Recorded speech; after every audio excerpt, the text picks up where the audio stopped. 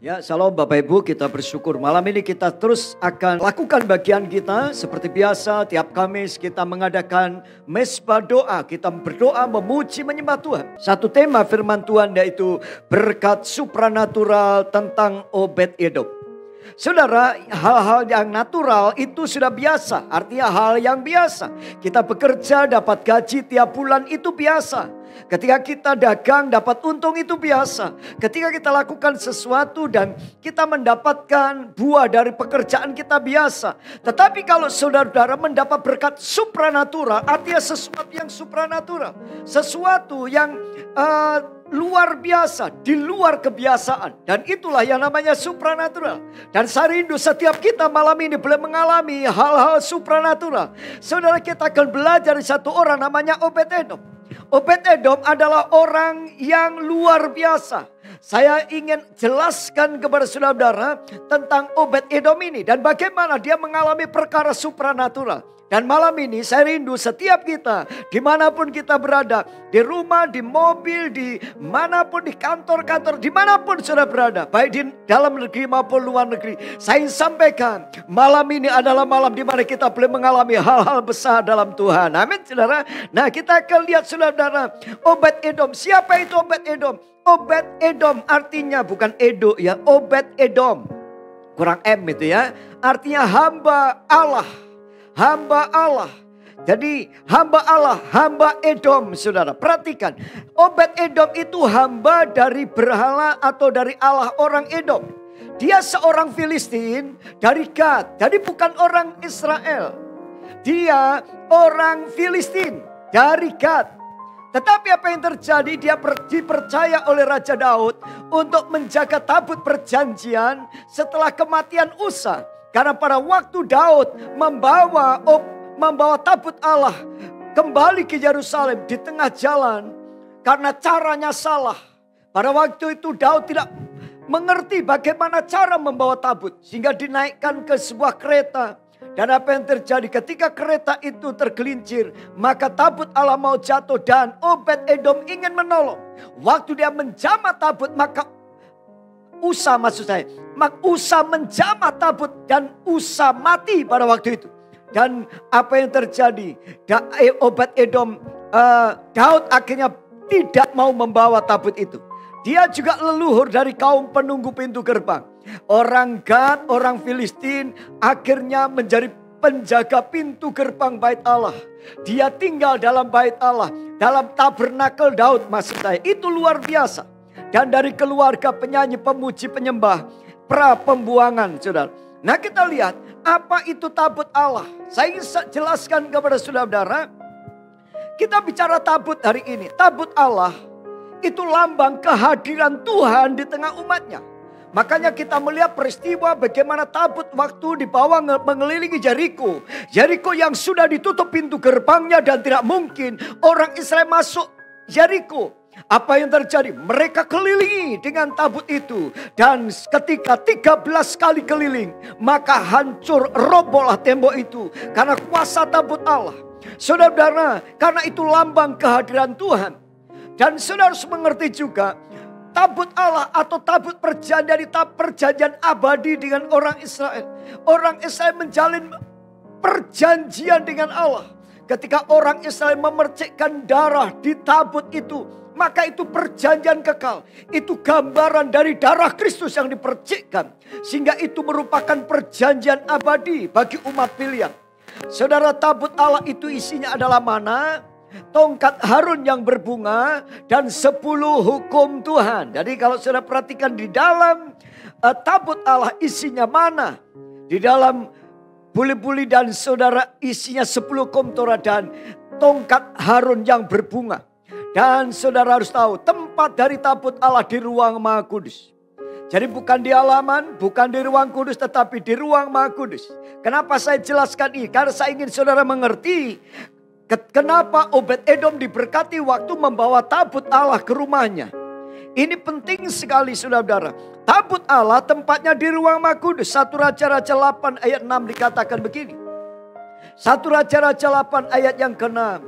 Kemudian imam-imam membawa tabut perjanjian Tuhan itu ke ke tempatnya, perhatikan. Dan di ruang belakang rumah itu, di tempat Maha Kudus, tempat di bawah sayap kerub-kerub.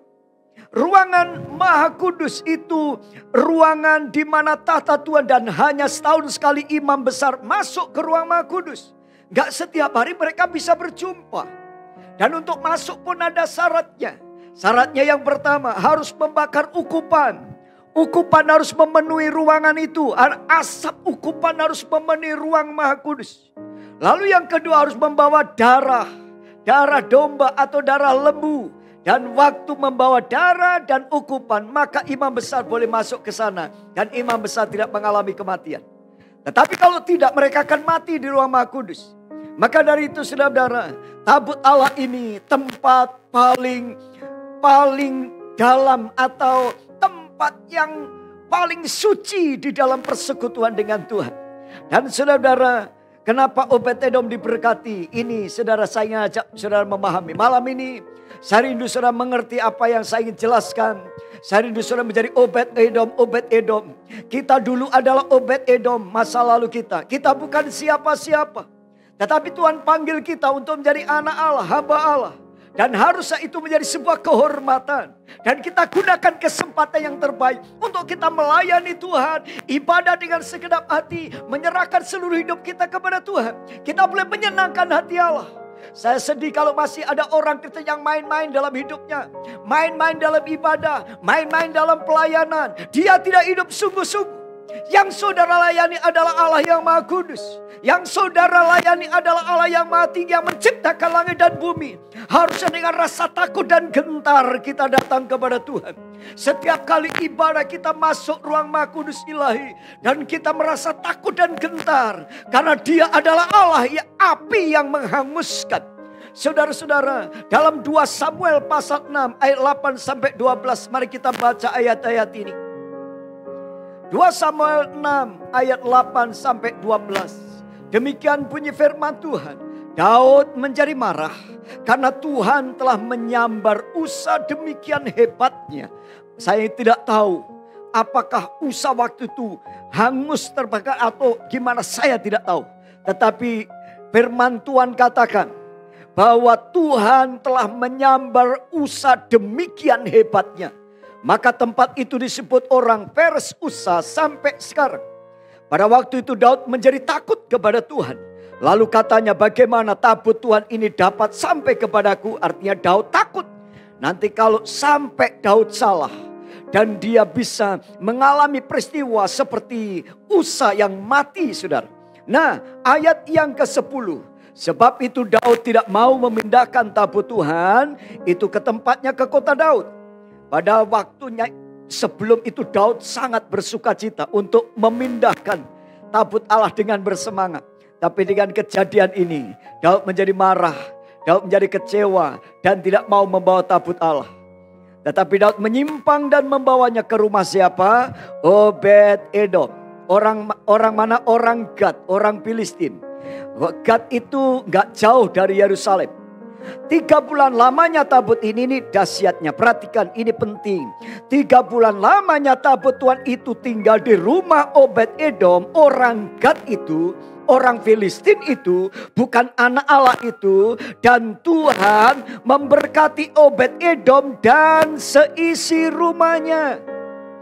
Ketika diberitahukan kepada Raja Daud demikian, Tuhan telah memberkati seisi rumah Obed-Edom dan segala yang ada padanya karena tabut Allah itu. Perhatikan, karena tabut Allah itu telah membuat Obed-Edom diberkati, dia dengan seluruh isi rumahnya.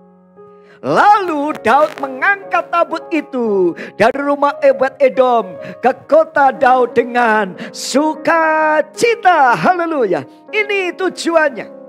Hari ini juga mengalami sukacita ilahi ketika tabut Allah datang ke rumah saudara. Saya ingin jelaskan, tabut Allah adalah kehadiran Allah. Tabut Allah adalah tahtanya Tuhan. Allah bertahta di antara kerub. Dan Tuhan bicara dari situ. Jadi kalau saudara perhatikan, Obed-Edom menyambut tabut Allah ke rumahnya. Artinya Obed-Edom menyambut Tuhan hadir di keluarganya. Dan itulah kunci berkat yang saya sampaikan malam ini. Saya rindu saudara memahami ketika Tuhan hadir, maka Tuhan akan memberkati hidup kita. Bukan hanya berkat yang natural. Dalam waktu 3 bulan, semua orang tahu Obed-Edom diberkati. Saya tidak mengerti usaha Obed-Edom apa. Tetapi jelas-jelas firman Tuhan katakan dalam 3 bulan. Kalau saudara investasi 3 bulan dan semua orang tahu saudara itu diberkati berlimpah-limpah, itu pasti ada hal yang luar biasa. Bukan alema, kalau nanam jagung juga baru buah saudara 3 bulan. Saya nggak ngerti. Yang saya tahu, ketika tabut Allah masuk ke rumah Obed-Edom, terjadi hal yang luar biasa. Berkat dicurahkan dan dilimpahkan dalam rumah tangga Obed-Edom. Dan ini penting. Saya ingin jelaskan kunci apa yang menjadi penyebab bahwa Allah memberkati Obed-Edom. Saudara, yang pertama, mari kita lihat sebagai orang Kristen, sebagai pewaris iman Abraham. Kita punya Allah yang bertata di atas tabut itu. Apa yang harus kita lakukan? Buka pintu rumahmu selebar-lebarnya untuk hadirat Tuhan. Itu yang pertama. Buka pintu selebar-lebarnya. Saudara tahu, Usa mati menjamah tabut. Daud marah, dia tidak mau lagi melihat tabut itu. Orang Israel meninggalkan tabut itu. Tetapi justru Obed-Edom membuka pintunya untuk menerima tabut. Saya yakin mungkin Daud bertanya, saudara-saudara siapa yang mau menyimpan tabut ini, tolong saya. Karena saya nggak bisa membawa tabut ini ke Yerusalem. Tolong kalau ada bapak ibu saudara-saudara di daerah Gad ini yang mau menyimpan tabut, angkat tangan. Mungkin gak ada orang yang angkat tangan karena mereka takut saudara. Karena mereka khawatir nanti terjadi kutuk di rumahnya. Seperti patung Dagon yang jatuh menyembah atau kepalanya sampai putus. Karena ada tabut Allah dimasukkan ke tempat pemujaan patung Dagon. Jadi saudara, Daud bertanya siapa? Ada satu orang namanya Obed-Edom. Orang Filistin itu yang berkata, Tuanku Raja, aku membuka rumahku, biarlah tabut itu di rumahku. Dan inilah yang harus kita lakukan. Dengan kesadaran penuh, dengan kerendahan hati kita berkata, Tuhan, masuklah ke rumahku, tinggallah di rumahku. Dan kalau Allah tinggal di rumah saudara, Tuhan katakan di mana ada Allah, di situ tempat itu menjadi tempat yang kudus. Tuhan datang kepada Musa di tengah semak belukar. Dan waktu Musa datang, Tuhan katakan apa? Tuhan katakan, Musa tanggalkan kasutmu, karena tempat kau berdiri tempat yang kudus. Ketika Tuhan menampakkan kepada Yosua di Yeriko, Tuhan juga katakan apa saudara? Tempat kau berdiri tempat yang maha kudus. Tanggalkan kasutmu. Artinya apa? Ketika tabut Allah ditaruh di dalam bait Allah, juga ditaruh di ruang maha kudus. Ini gak main-main. Saya sampaikan, tahta Tuhan Yesus Kristus Allah Roh Kudus hadir dalam hidupmu, di keluargamu. Dan sejak malam ini kita akan melihat kuasa Allah mengalir di keluarga kita. Rumah kita, tangga kita menjadi rumah yang kudus. Tuhan mau kita diberkati. Tuhan mau kita mengalami pertolongan Tuhan. Seperti Obed-Edom, sambut Tuhan. Dan berkatalah Tuhan, masuklah dan tinggallah dalam rumahku. Dan saudara, dengan sukacita, kalau engkau buka pintu lebar-lebar, ketika ada orang menaruh, Pak boleh enggak ada komsel di rumahku? Pak, jangankan seminggu sekali, tiap hari pun boleh. Karena Tuhan hadir di situ, itu luar biasa saudara. Tapi ada orang berkata, oh rumahku sempit, gak bisa cool. Justru rumah sempit itu, kalau engkau undang Tuhan hadir, rumahmu akan diperlebar oleh Tuhan. Berkat supranatural akan turun karena engkau mengundang Tuhan hadir. Amin saudara. Jangan takut, mungkin itu kos-kosan. Mungkin itu satu kamar.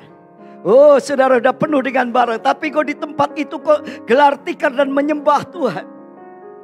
Jangan pakai alasan, oh rumahku sempit. Justru rumahmu sempit. Undang Tuhan supaya berkat supranatural turun saudara. Kalau kau kontrak rumah, katakan Tuhan, aku mau jadikan rumah ini mezbah. Supaya engkau hadir dan aku punya rumah sendiri. Aku gak perlu kontrak lagi. Amin. Ini harus menjadi prinsip kita. Karena di mana Tuhan hadir, mujizat selalu akan terjadi.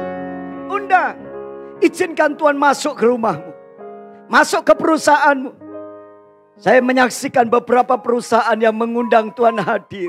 Selalu ada mezbah. Ada doa bersama-sama. Para karyawan yang Kristen berdoa menyembah Tuhan.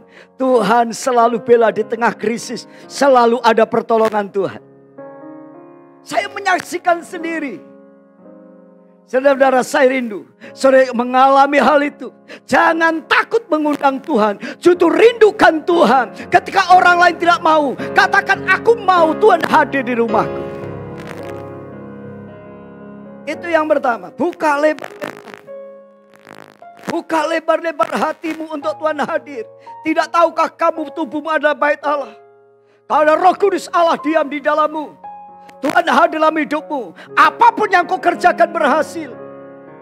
Tuhan katakan kepada Saul melalui Samuel. Samuel berkata, Saul, kamu akan penuh roh.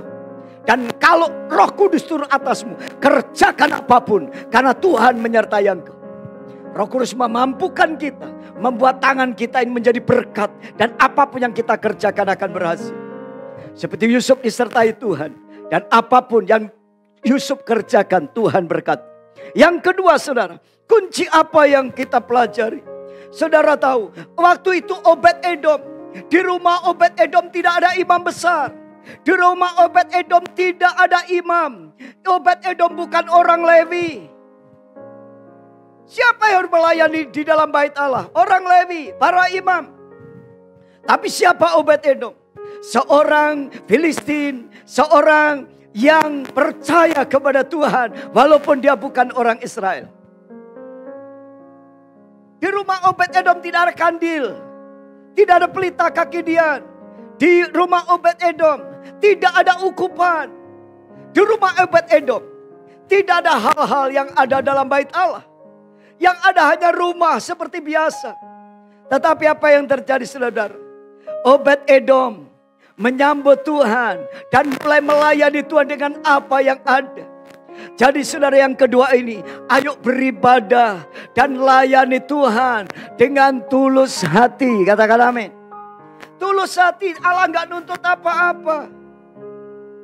Allah gak nuntut harus ada kandil, harus ada ukupan, harus ada semua. Tidak. Yang Tuhan minta adalah engkau beribadah dengan segenap hatimu. Mengasihi Tuhan dengan tulus ikhlas. Bangun mezbah. Obed-Edom datang menyembah Tuhan di situ. Obed-Edom mungkin mempersembahkan korban syukur. Karena Obed-Edom ini juga seorang pemuji. Dia menyanyikan pujian di dekat tabut itu.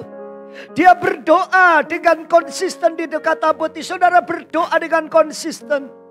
Hidup rukun. Di mana ada kerukunan ada berkat. Saya yakin keluarga Obed-Edom tidak diberkati kalau dia berantem terus, saudara. Hidup rukun, saling menghargai, saling menghormati. Maka Obed-Edom diberkati keluarganya dan seluruh isi rumahnya. Dengar suara Tuhan. Saya tidak yakin kalau Tuhan tidak bicara sesuatu kepada Obed-Edom. Karena Tuhan ada di situ, pasti Tuhan sering bicara di situ. Tuhan mengajar Obed-Edom tentang kebenaran. Tuhan menyampaikan pesan-pesan. Saya percaya Tuhan hadir di rumah Obed-Edom bukan hanya diam.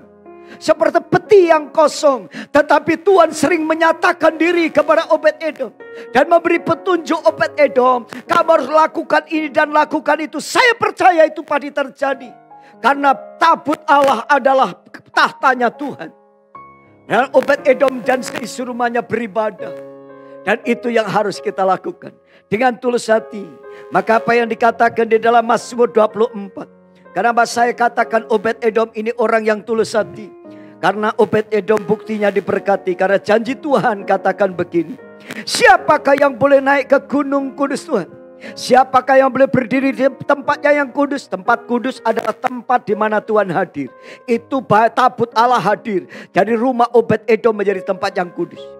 Orang yang bersih tangannya. Obed-Edom tangannya bersih.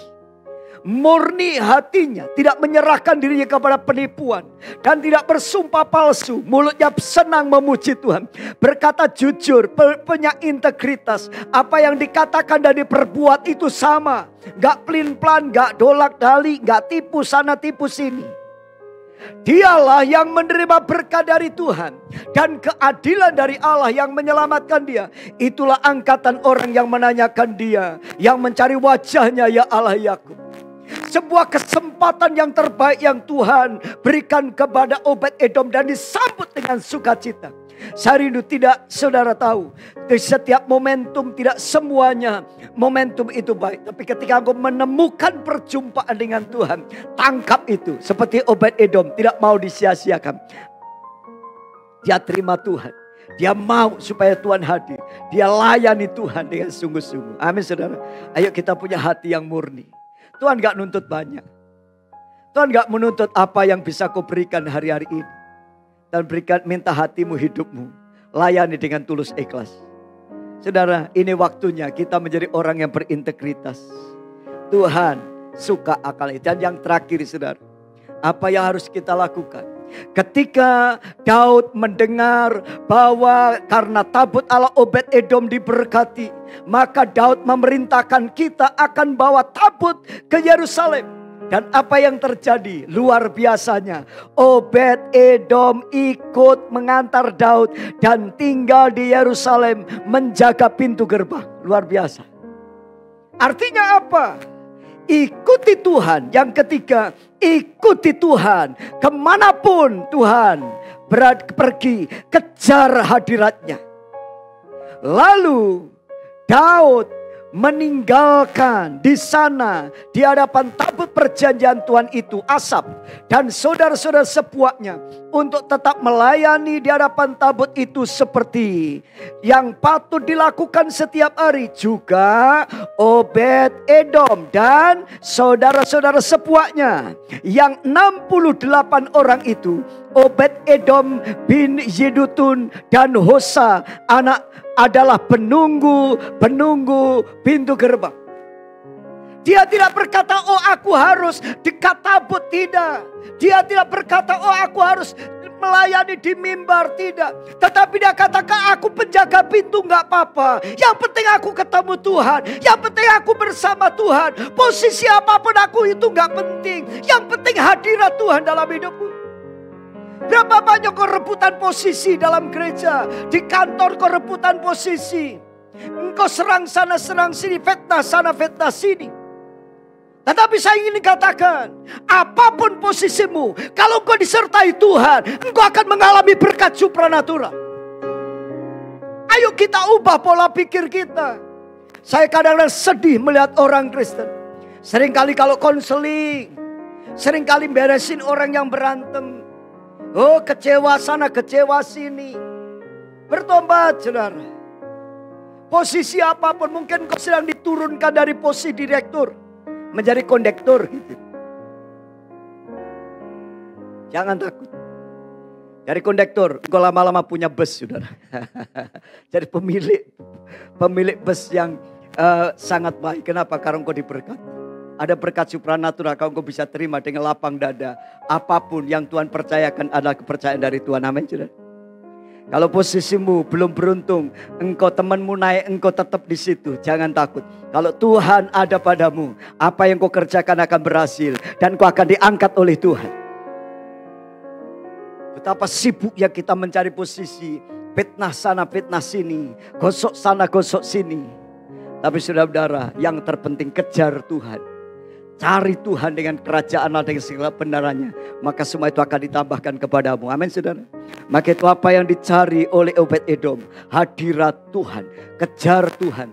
Jangan merasa cukup. Sampai hari ini pun saya terus mengejar Tuhan. Kesimpulan terakhir saya sampaikan. Dari perungan ini Tuhan adalah sumber berkat. Dan Tuhan hadir dalam tabut perjanjian itu bicara tentang kehadiran Tuhan. Kejar Tuhan.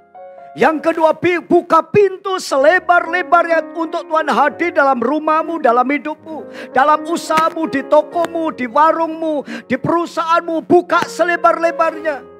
Kumpulkan pendoa-pendoa, kumpulkan orang Kristen untuk berdoa di situ.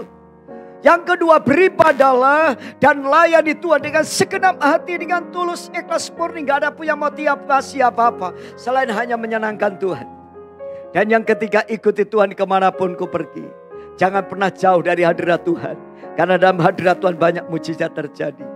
Obed-Edom dengan seluruh keluarganya dan kaumnya, bukan hanya Obed-Edom, bukan hanya anak-anaknya, tapi satu kaumnya diberkati Tuhan, menjadi penjaga pintu. Karena satu orang yang terima Tuhan, seluruh kaumnya mengenal Tuhan dan dipakai oleh Tuhan.